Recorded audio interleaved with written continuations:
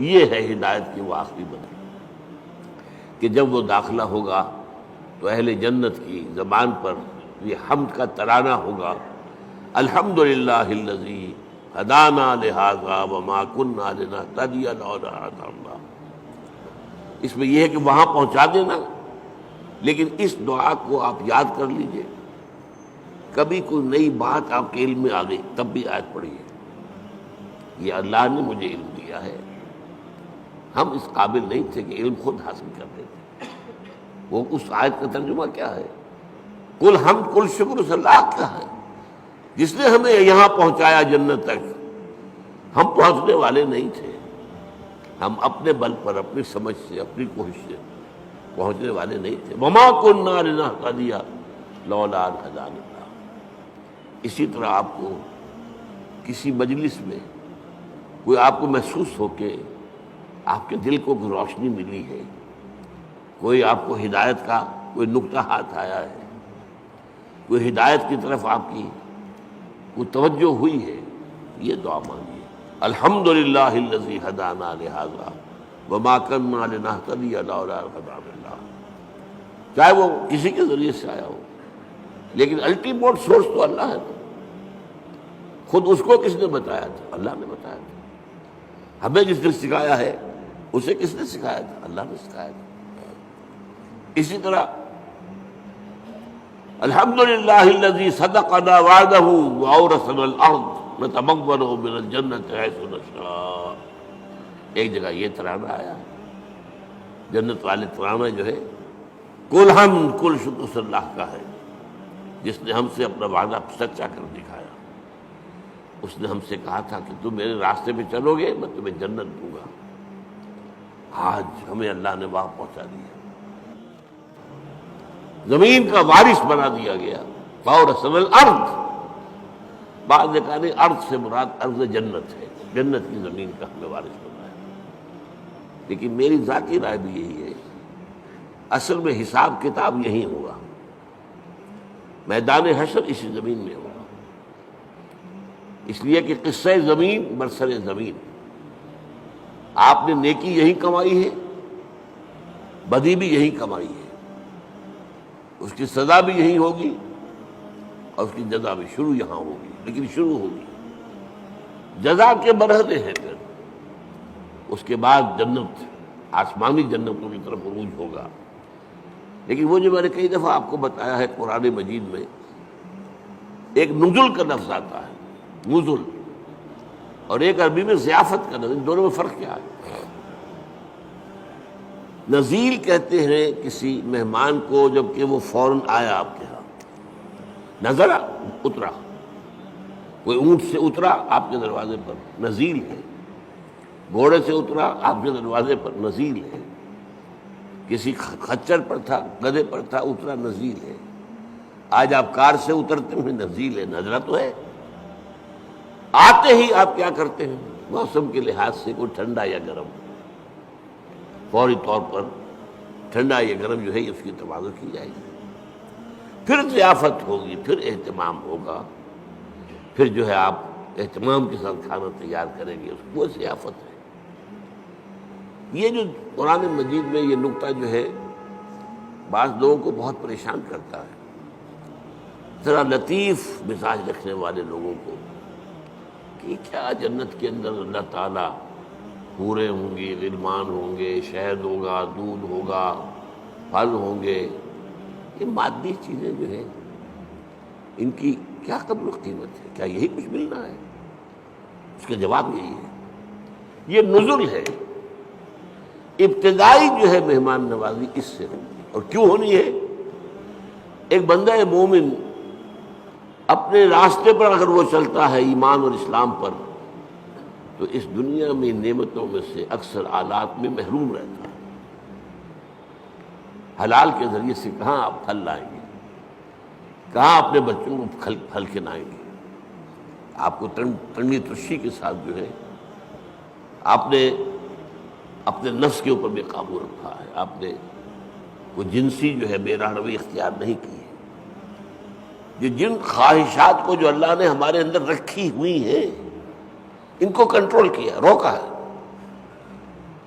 نہن نفس عن الہوا، خواہشات سے اپنے نفس کو روکے رکھا۔ تو میں کہتا ہوں اس کا منطقی جگہ یہی ہونی چاہیے کہ ان خواہشات کی بھرپور تسکین کا سامان کر دیا جائے جن سے تم نے ہمارے راستے پر چلنے کی وجہ سے اپنے آپ کو محروم رکھا۔ لیکن یہ نزول ہوگا، آخری جنت کی جو نعمتیں ہیں جو اور آگے درجے کھلیں گے، پھر چڑھنا ہوگا، صعود ہوگا۔ اس صعود کے بارے میں تو فرمایا ما لا عین رأت ولا اذن سمعت وما خطر علی قلب بشر۔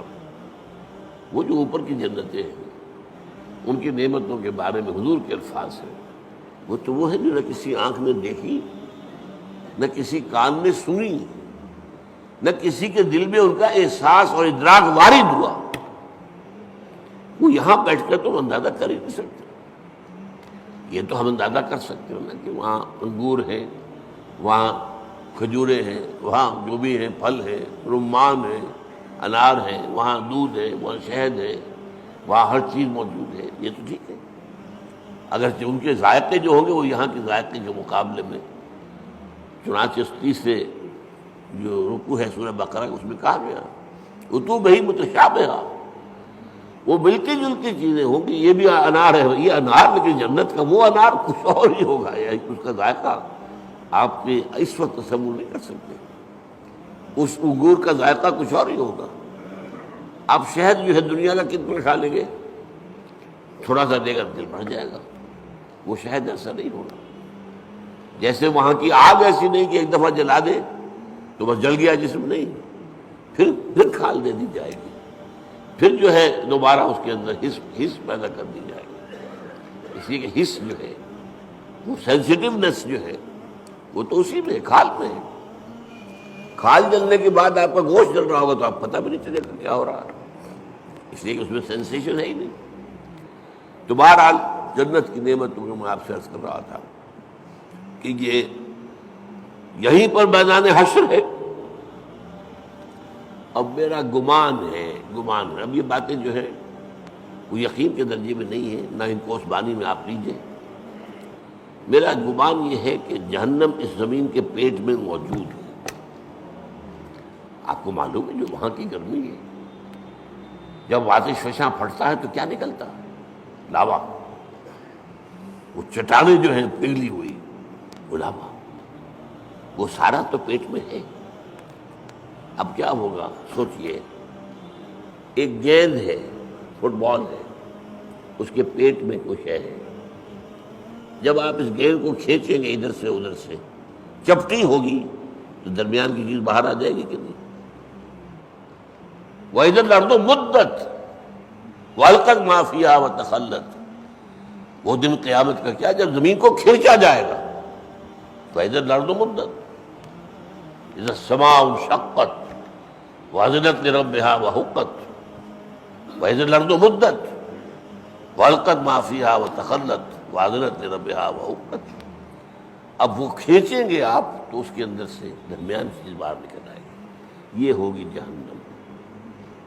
اس جہنم کا معاملہ اسی زمین میں سے، پھر وہی لفظ کہہ رہا ہوں، جس سے زمین برسر زمین۔ لیکن یہ کہ جنت جو وہ ہوگی زمین کی، وہ صرف پہلی منزل ہے اس کی۔ وہ آپ کہہ لیجئے کہ وہ در حقیقت استقبالیہ ہے جو وہاں پر ہو رہا ہے، اور وہاں پر نزل دیا جا رہا ہے۔ یہ ساری چیزیں جو گنوائی گئی ہے قرآن میں، یہ نزل کے درجے میں، پھر اونچے درجے ہوں گے، پھر اونچے درجے ہوں گے۔ تو بہرحال یہ میری بات کہاں سے چلی تھی؟ الحمدللہ الذی صدقنا وعدہ وأورثنا الارض نتبوأ من الجنة حیث نشاء۔ کل شکر اس اللہ کا ہے جس نے ہم سے اپنا وعدہ پورا کیا اور ہمیں زمین کا وارث بنا دیا۔ یہ زمین جیسا کہ میں نے کہا اکثر کے نزدیک تو جنت ہے، جنت کی زمین جس کا وارث ہم بنے، لیکن بعض کا خیال، میری رائے بھی یہی ہے، وہ یہی زمین ہے۔ اس لیے کہ آپ کو معلوم ہے سورہ فجر میں کیا فرمایا؟ وَجَاءَ رَبُّكَ وَالْمَلَكُ صَفًّا صَفًّا۔ جاء ربک، آ جائے گا تمہارا رب۔ اللہ تو نزول فرمائے گا، میدان حشر میں آئے گا، یہی مقدمہ ہوگا، یہی عدالت لگے گی۔ جاء ربک والملک صفا صفا، تمہارا رب بھی آ جائے گا اور پھر فرشتے ہوں گے صفے باندھے ہوئے قطار اندر قطار، یہ نزول ہو۔ وَيَحْمِلُ عَرْشَ رَبِّكَ فَوْقَهُمْ يَوْمَئِذٍ ثَمَانِيَةٌ، وہ جب اللہ تعالیٰ اپنے اس عرش سے اتر کے اس زمین تک آئے گا، اب وہ کیا کیفیت ہوگی، آپ اس کے لیے کچھ نقشہ ذہن میں کوئی مادی کوئی وجود اللہ کا نہ سمجھیے، لیکن کوئی کیفیت ہے جس کا نام، جس کو ان الفاظ سے تعبیر کیا گیا ہے۔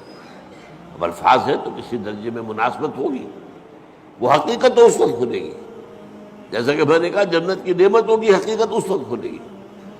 ما لا عین رأت ولا اذن سمعت وما خطر علی قلب بشر، اور قرآن میں جو آتا ہے لہم ما یشاؤون فیہا ولدینا مزید، اہل جنت کے لیے وہ تو سب کچھ ہوگا ہی جو وہ چاہیں گے، ہمارے پاس اور بھی بہت کچھ ہے جس کا تصور ہی نہیں ہوگا، تو ہم کہاں تک تصور کریں گے، ہمارا ذہن بہت چھوٹا ہے۔